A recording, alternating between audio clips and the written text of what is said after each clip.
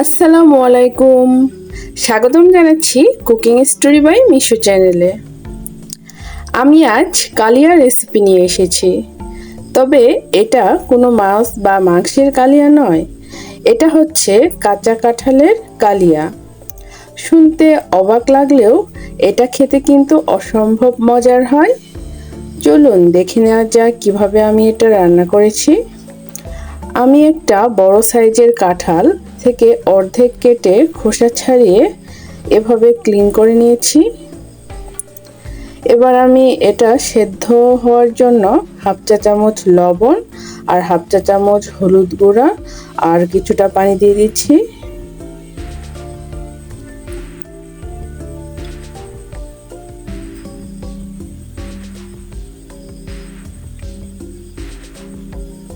আমি এবার কিছুটা নেড়ে দিচ্ছি। এবার ঢাকনা দিয়ে ঢেকে 10 থেকে 15 মিনিটের মতো রান্না করব। প্রায় 10 মিনিট পর আমি ঢাকনাটা উঠিয়ে নিচ্ছি। আমি একটু চেক করে দেখছি সেদ্ধ হয়েছে কিনা।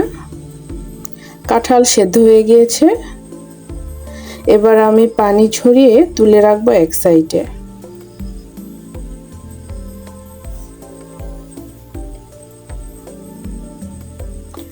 চুলায় একটা প্যানে হাফ কাপ সরিষা তেল দিয়ে দিচ্ছি। আপনারা চাইলে সয়াবিন তেলও ব্যবহার করতে পারবেন।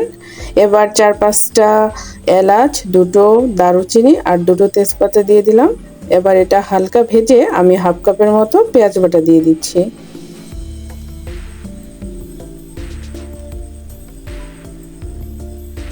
এবার আমি বাটা মশলার মধ্যে 1 চা চামচ জিরা বাটা, 1 চা চামচ আদা বাটা আর 1 চা চামচ রসুন বাটা দিয়ে দিলাম।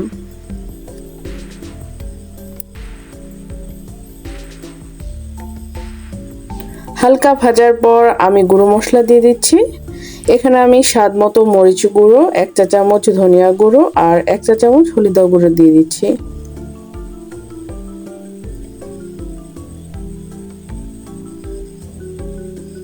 এবার অল্প অল্প করে পানি এড করে আমি মশলাটা ভালো করে কষিয়ে নিব।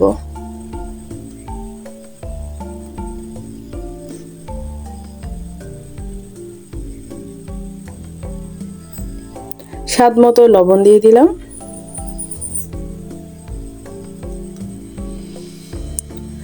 2 টেবিল চামচ টমেটো সস দিয়ে দেব। আপনারা চাইলে টমেটো পিউরিটা দিয়ে দিতে পারবেন। এক্ষেত্রে টমেটো সিদ্ধ করে ব্লেন্ডারে ব্লেন্ড করে নিতে হবে।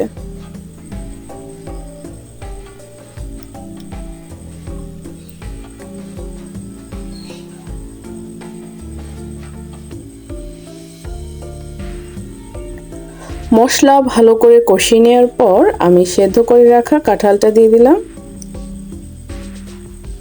এবার ভালো করে মিশিয়ে নিচ্ছি।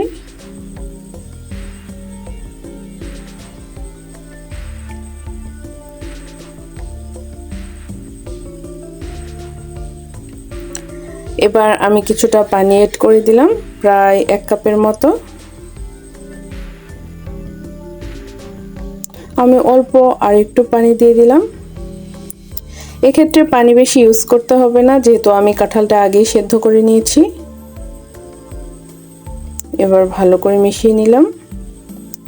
এবার ঢাকনা দিয়ে ঢেকে আমি কিছুক্ষণ কুক করব, পানিটা শুকিয়ে যাওয়া পর্যন্ত। প্রায় কিছুক্ষণ কুক করার পর আমি ঢাকনাটা উঠিয়ে নিলাম। আমার রান্না প্রায় হয়ে গিয়েছে, কারণ একদম মাখো মাখো হয়ে এসেছে। এ পর্যায়ে আমি হাফ চা চামচের মতো গরম মশলা দিয়ে দিলাম আর 4-5টা কাঁচামরিচ দিয়ে দিলাম।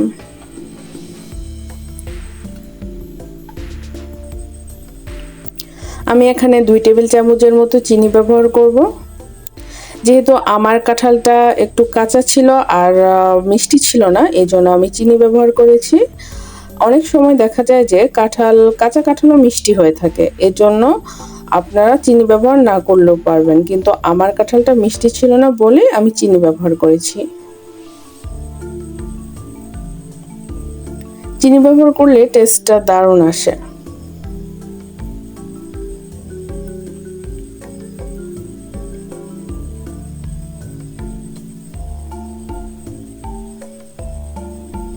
এবার আমি ঢাকনা দিয়ে ঢেকে 2 মিনিটের মতো কুক করব। প্রায় 2 মিনিট পর আমি ঢাকনাটা উঠিয়ে নিলাম। আমার কাঁঠাল হয়ে গিয়েছে। আমি এবার এটা সার্ভ করব।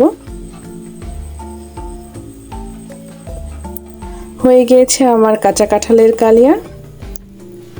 আমার রেসিপিটা যদি আপনাদের ভালো লেগে থাকে অবশ্যই একটা লাইক দিবেন আর কমেন্ট বক্সে জানাবেন কেমন হলো, আর সাবস্ক্রাইব করে পাশে থাকবেন। সবাই ভালো থাকবেন, সুস্থ থাকবেন। আল্লাহ হাফেজ।